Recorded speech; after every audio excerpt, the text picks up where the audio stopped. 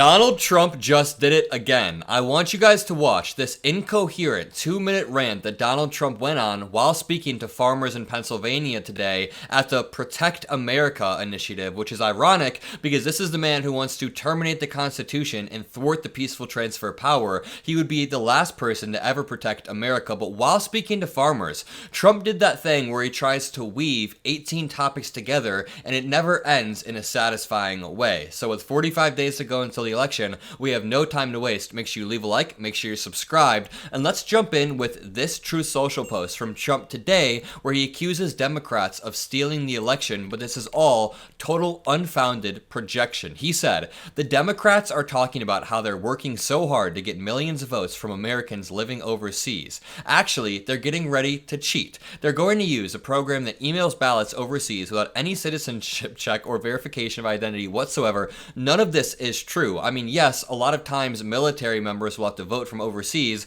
or if somebody is going to college overseas, yes, they can mail in a ballot. But then he says, foreign interference, question mark, which is again ironic because it was MAGA pundits who got caught taking millions of dollars from Russia, people like Tim Pool, people like Benny Johnson, and Trump still continues to boost Benny Johnson posts on his Truth Social account after it got revealed that Benny Johnson is taking millions of dollars from Russia. Remember, they say we have the most secure elections in history and anyone can get a ballot emailed to them. They want to dilute the true vote, Comrade Kamala, blah, blah, blah. And it's funny because people in Donald Trump's cabinet, Bill Barr, who was his attorney general, said we had a very secure election. Mike Pence said it was the most secure election. Ivanka said, hey man, you gotta stop spreading these election fraud lies. Everybody around Donald Trump repeatedly told them the 2020 election was not stolen, but he doubled down on these lies because he's a man baby who can never actually admit defeat. And when he took it to a national stage, it got pretty dangerous. And when he says they want to dilute the true vote, I mean, that is extra ironic. He is the person who tried to pressure Mike Pence into unilaterally deciding the election, which is again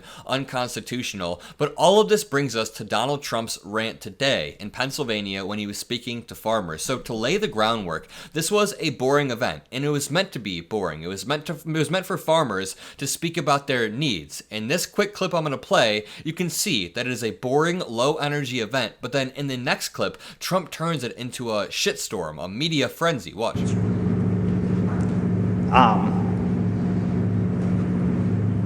Dairy margin is the margin that we have in order to make a living and a profit is extremely tight. Our input costs are up. So obviously it's meant to be a boring event, and that is fine, but watch what happens when Trump begins to speak. He is sweating his ass off. Nothing he is saying makes sense, but after this clip, we'll try to make some sense of it.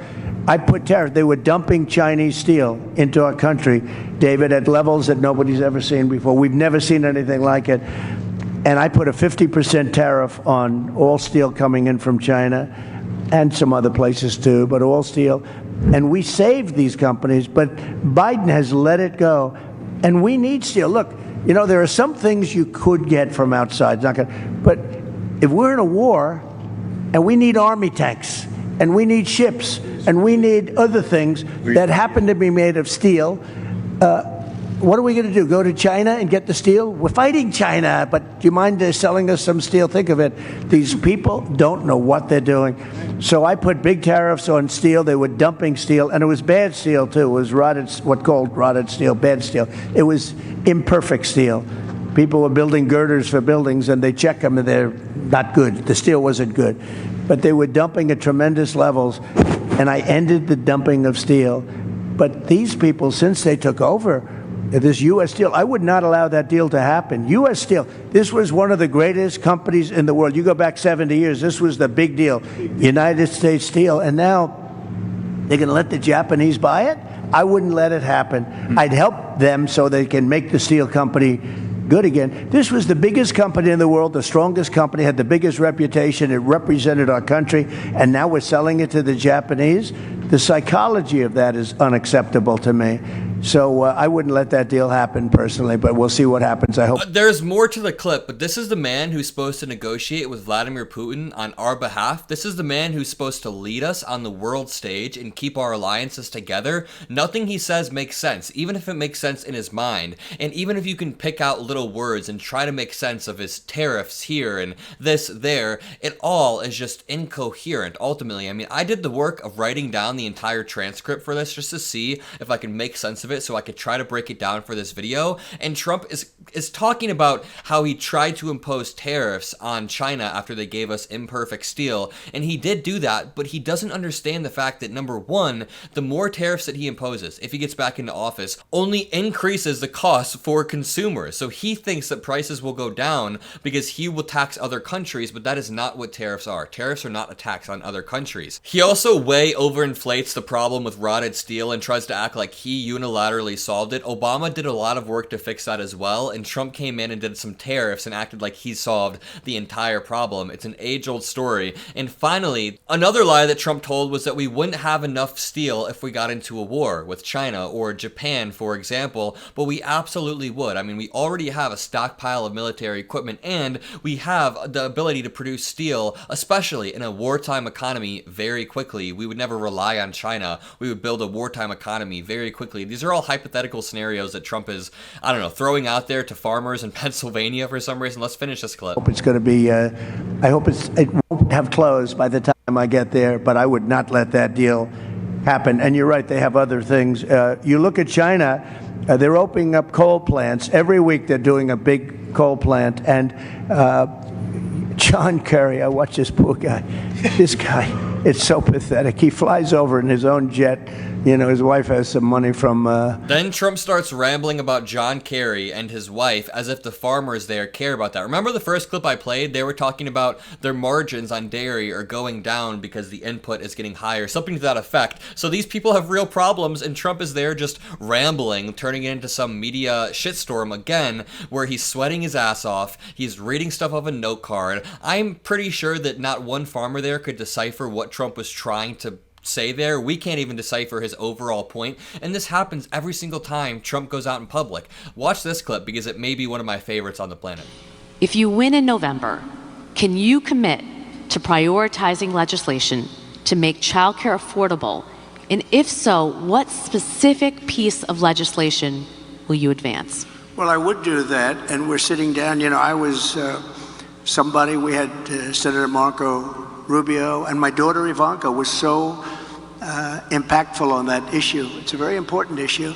But I think when you talk about the kind of numbers that I'm talking about, that, because look, childcare is childcare. It's couldn't, you know, there's something, you have to have it. In this country, you have to have it.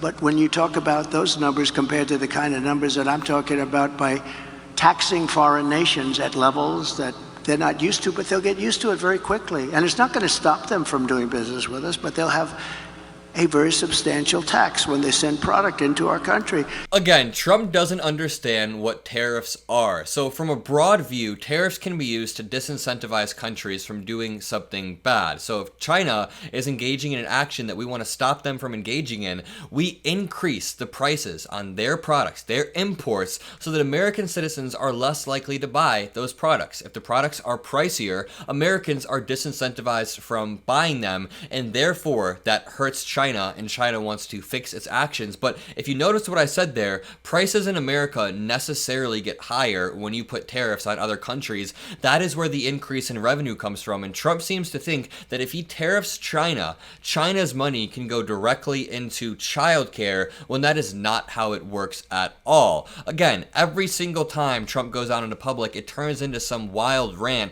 I want to leave you with this clip of this weird Kim Jong-un style celebration of Trump, where this mother describes how tearful Trump makes her and her family. It's a very weird way to praise Donald Trump. Running 3 businesses, it's actually being a mom to a daughter that is here with me today, Caroline Ray. She's 16 years old.